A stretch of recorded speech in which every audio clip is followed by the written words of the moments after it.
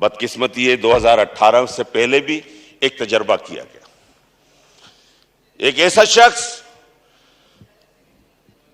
जो बहुत बड़ा एक खिलाड़ी दुनिया में तस्वुर किया जाता था, भाई वो खिलाड़ी होगा, अपने खेल में बहुत ज्यादा उसको तजर्बा होगा, लेकिन जरूरी तो नहीं है कि जो खेल का तजर्बा रखता है वो सियासत में भी तजर्बा रखे, वो हुकूमत चलाने का भी तजर्बा रखे।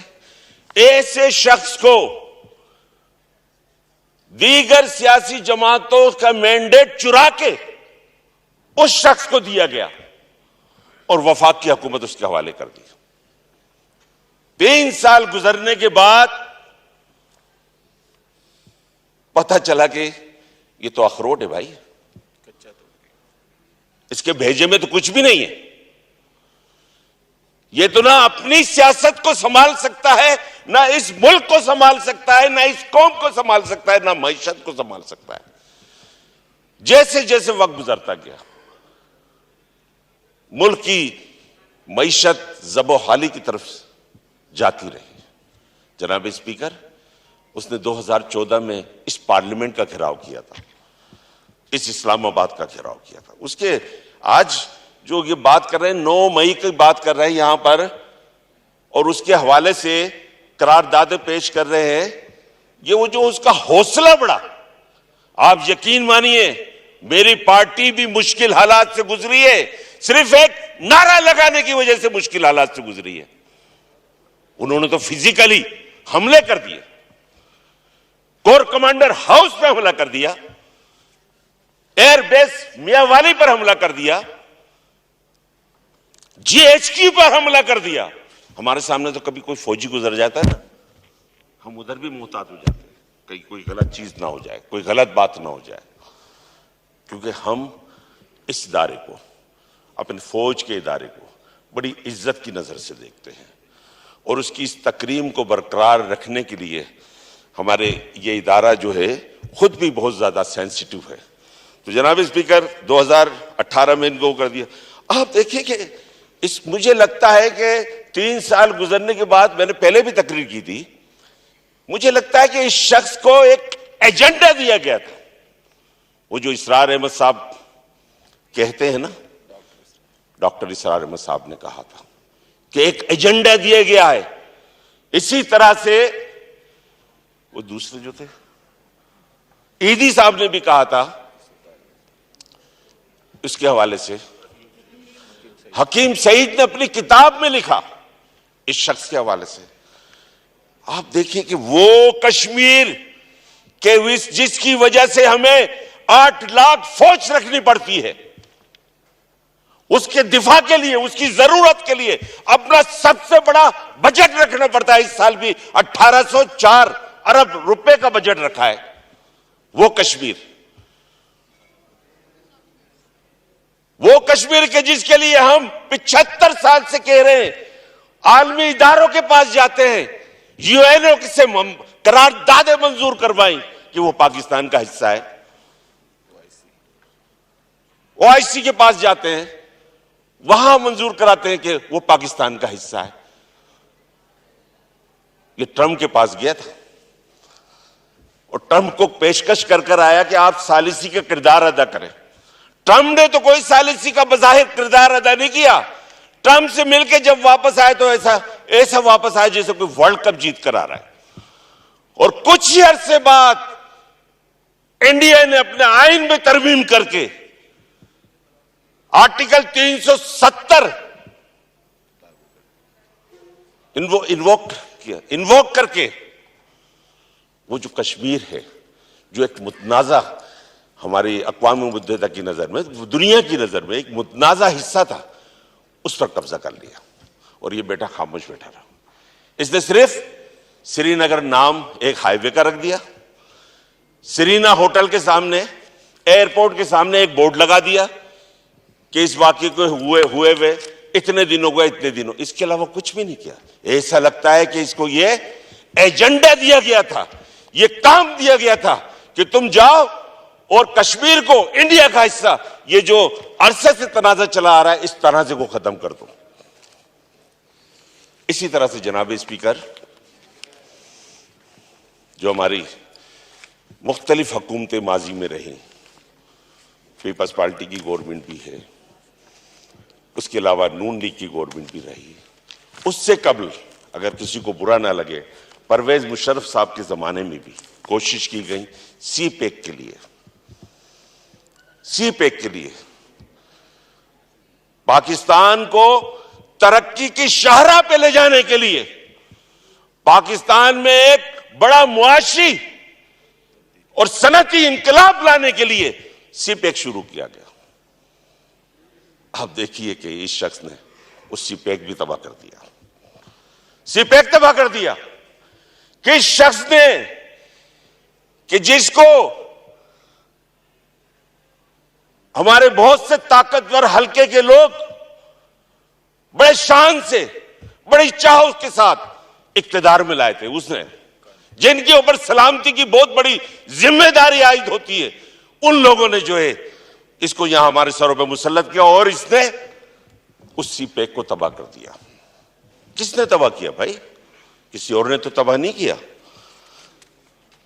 और एक और चीज, एक साल बाद पहले कि जब उनकी हुकूमत के खिलाफ अदम एतमाद की तहरीक आई, तो यकीन मानिए मैं बहुत छोटा सा मामूली सा सियासी वर्कर हूं और इस चीज को समझता हूं। अगर ऐसी सूरत हाल पैदा हो तो जो यहां इक्तिदार की कुर्सी पर बैठा वजीर आजम है, अगर अदम एतमाद की तहरीक कामयाब हो जाए तो खामोशी से वहां से उठे और अपोजिशन लीडर की सीट पर बैठ जाए। अगर ऐसा करता ये तो इसमें इसकी नेक नामी भी होती। सियासी तौर पर इसको एक संजीदा आदमी समझा जाता।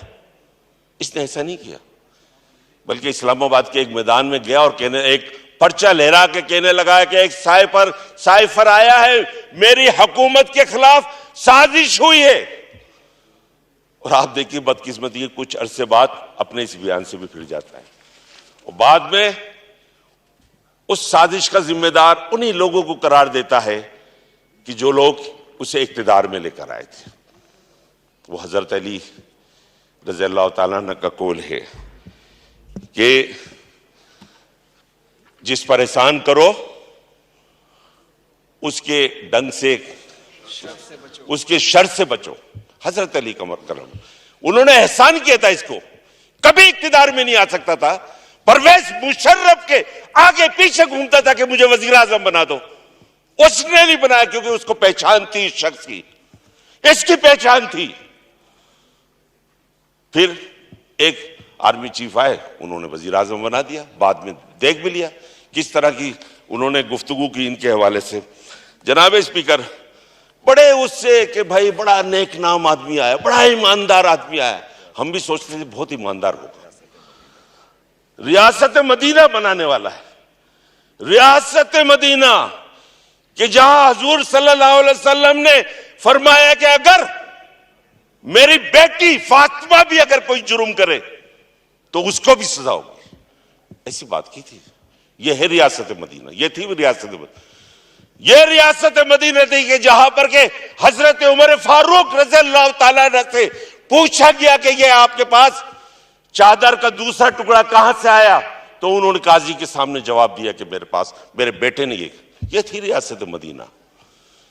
यह रियासत मदीना कि जहां एक तरफ पंजाब में एक ऐसे शख्स को बिठा दिया गया कि जो इनके कहने के ऊपर करप्शन की वो धंधे कर रहा था, इनके कहने पर, इनके घर वालों के कहने के ऊपर करप्शन के वो धंधे कर रहा था माजी में, जिसके बारे में हमने माजी में नहीं सुना, वो कर रहा था। चलो भाई,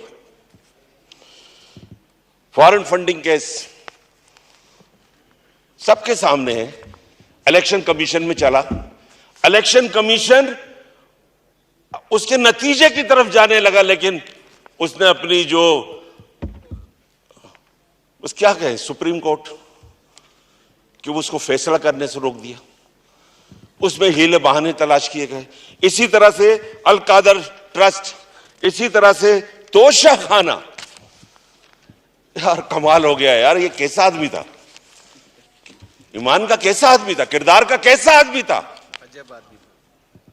कैसी सोच का आदमी था कि किसी ने इनको तोहफे में घड़ियां दी और जाके वो तोहफे की घड़ियां दुबई के बाजार में सेल आउट कराया और फिर कहता है कि मेरी घड़ी मेरी मर्जी। अरे भाई, तुम्हारी घड़ी तुम्हारी मर्जी। अगर तुम्हारे को पहनने का शौक था, अगर घड़ियां पहनने का शौक था तो आप पहन लेते। अरे कमबख्त आदमी उसको अरब के किसी बाजार में जाके फरोख्त तो ना करते। पूरी पाकिस्तान की जो इज्जत है, जो वकार है, वो दांव पे लगा दिया। और क्यों नहीं लगाएगा ये भाई? उस सऊदी शहजादे ने अपना जहाज दिया था ना वाशिंगटन जाने के लिए, शायद न्यूयॉर्क जाने के लिए दिया था और फिर वापसी में वापस मंगवा लिया था। वहीं अरबों को पता चल गया था कि ये किस कमाश का आदमी है, कितना घटिया आदमी है। तो जनाब स्पीकर, बात सिर्फ तोशाखाना तक नहीं, बाद में हमने देखा जिस तरह से पहले 2014 में इन्होंने पूरे इस्लामाबाद पर एक हमला किया, इसका घेराव किया। 25 मई को भी एक घेराव करने की कोशिश की गई। 25 मई को गुज़िश्ता साल 2022 में। और अभी जिक्र हो रहा था, उन्होंने कहा कि भाई सिविलियन कोड में मुकदमा क्यों नहीं चल रहा है। चलना चाहिए सिविलियन कोड में, सिविलियन कोड में ही मुकदमा चलना चाहिए। जब हमारे जजों का यह हाल हो जाए, पहले कहें कि हमारा पैगाम दे दो कि फला हद से आगे ना बढ़े, और जब बढ़ जाए तो फिर कहें कि शायद उस तक पैगाम। इतने नकारा जज हो जाएं, माफी के साथ कह रहा हूं मैं, पूरी कौम को पता है, पूरी दुनिया को पता है कि हमारे जजेस कंप्रोमाइज है। हमारी अदलिया सासों के कहने के ऊपर चल रही है, दमादों के कहने पर चल रही है, दोस्तों के ऊपर, साबिक जजों के कहने के ऊपर हमारी अदलिया काम कर रही है। एक ऐसी अदलिया की मौजूदगी में इतना हसास मामला, जनाब स्पीकर, कभी हम सोच भी नहीं सकते थे। ये इंडिया ही सोच सकता था, हमारा जो अजली दुश्मन है, ये वही सब सोच सकता था कि पाकिस्तान के किसी लेफ्टिनेंट जनरल की वर्दी, उसकी यूनिफॉर्म लाहौर के किसी लिबर्टी चौक के ऊपर इस तरह से लहराई जाएगी। ये पाकिस्तान का कोई मुहिब्बे वतन शहरी तो सोच भी नहीं सकता था।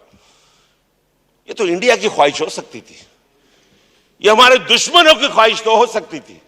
वो दुश्मन जो इंडिया में बैठे हैं या पूरी दुनिया में फैले हुए हैं, उन सब की ख्वाहिश हो सकती है कि पाकिस्तान के जो फौजी हुक्काम हैं, जो जर्नल हैं, उनकी वर्दी को इस तरह से हवाओं में लहराया गया, उनकी पतलून को लहराया गया, उनकी कमीज को लहराया गया। बड़ी शर्म की बात है। ऐसे लोगों की तो फिर कुछ सजा होनी चाहिए। हमारे शोहदा के मुजस्मों की बेहुरमती करें, ऐसे लोगों की तो सजा होनी चाहिए। जनाब चित्राली साहब, आप किन के लिए मदद मांग रहे हैं, किन से अपनी मोहब्बत का इजहार कर रहे हैं, किन लोगों के लिए कह रहे हैं कि उनके आर्मी कोर्ट के अंदर इस सीक्रेट स्पेशल उसके सर्विसेज कोर्ट केस के तहत, उसके तहत जो है मुकदमा नहीं चलाया जाए बल्कि आम अदालतों में लाया, आर्मी एक्ट के तहत आम अदालतों में कैसे चला ले? इतना बड़ा वाकया हो गया, पाकिस्तान का 9/11 हो गया, पाकिस्तान का 9/11 हो गया। आप सोचें कि जब 9/11 अमेरिका में हुआ था तो अमेरिका ने क्या कहा? अमेरिका ने कहा कि या तो आप हमारे साथ हैं या हमारे मुखालफत में। आज पाकिस्तान की फौज भी कह रही है कि जो लोग हमारे सामने खड़े हैं वो बता दें कि पाकिस्तानी फौज की हुर्मत और वकार के साथ है या जो इंडियन एजेंडा है उसके साथ है। इसलिए तो है ये सारी चीजें।